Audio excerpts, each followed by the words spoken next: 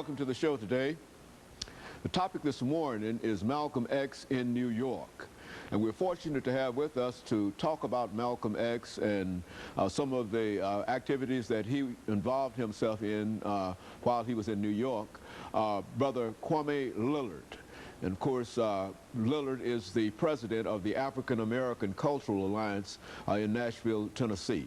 Of course, Lillard, let me welcome you to the show this morning. Glad to be here this morning. And to tell you how delighted we are to have you here this morning. We're glad that you have this program on, Brother Haney, because you're recording history for all our great-great-grandchildren, Brother Haney. But I tell you, the kind of information that you have is worthy of being recorded, because as we said, we've had you on a number of occasions. As a matter of fact, quite recently we did Nashville, the Battle of Nashville with you, and you gave us excellent information. And what we'd like to do today is to talk about Malcolm X. But before we get into Malcolm X, let's talk again about Leo Lillard, because some individuals might not know you, and I would imagine there are only a very few who might not know you, but in order to deal with Malcolm X in New York, let's talk about you in Nashville, Tennessee, and your background and how you eventually ended up in New York. Well, I was a junior at A&I State University, majoring in mechanical engineering, and the opportunity came for me to become a local leader in the civil rights struggle in Nashville, and I jumped at the opportunity, having to count and weigh whether or not it would impact my family, whether or not there'd be repercussions on my family who lived here.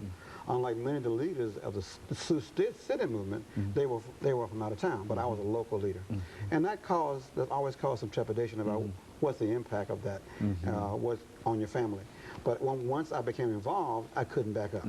I had to balance the need to become an engineer with the need to become a civil rights fighter. And I was lucky enough, and God gave me the wisdom and I guess the fortune to be able to graduate in '61 with a degree in engineering, and also to become very instrumental in all of the major critical issues of that period, from the sit-ins and the lunch counters, the stand-ins at the movies, to the aid in for the farmers in West Tennessee who were evicted, to the freedom rides in '61, to the H.G. Hills protest in '61 summer. By that time, as a veteran local person, you become identified. And the Klan and the right wing were burning up my cars, shooting at my dad, and shooting at me. So at the conclusion of the summer of '61, I opted to determine what I should do with the rest of my life, whether I was going to live past the summer. And there was the issue of the draft board. I was 21 years old, and the draft was looking mighty hard at me. Fortunately, I was able to deal with the Quakers and deal with the issue of whether or not I could fight honestly for a country that didn't respect me as a human being. So I ended up, the Quakers recommended I go to Philadelphia to work with the Quakers and take an assignment as alternative service to go to India, take my engineering degree, and to help the southern part of India in terms of its technical needs.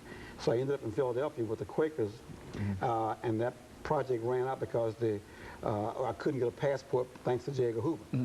So I ended up getting a little disgusted, a little frustrated, and decided to take a bus from Philadelphia one afternoon to big, glamorous New York City.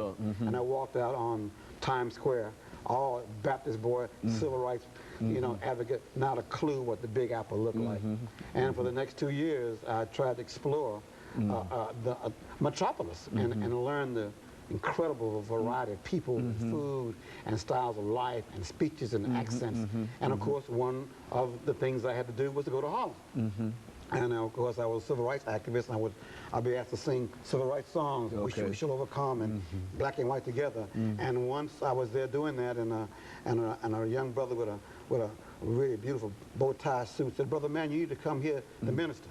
I said, "What minister are you talking about?" "My minister is Kelly Miller Smith." No, he said, "Not the minister in the South, not as he called him, chicken-eating Baptist minister. Come see a real minister." And I was incensed. I was mad. Like, "What you mean, talking about my minister?" He said, "I'm talking about Malcolm X, brother." I said, "Who is Malcolm X?" He said, coming here. That was the first time you had heard. Yes. I was insulted because my minister was Kelly Miller Smith, you know, Andrew White, A.Z. Kelly, and this guy was called Malcolm X. Why would he have a name like X? And why would I want to hear any man named X, right? So reluctantly, I went back to Harlem one afternoon, and there's a huge throng of people. And there's this little raised platform, and there's this fiery speech being made by a man named Malcolm X. First thing he talked about was how foolish it was for people like myself who devoted themselves to civil rights, to making America respect us and give us a chance to prove how good we were. Okay. And of course, let's hold it right there, Brother Lillard, and we'll pick up at the second part when we come back after this first commercial break. That's exactly what we want to hear. We'll be back with our audience following this very, very short commercial break. The topic is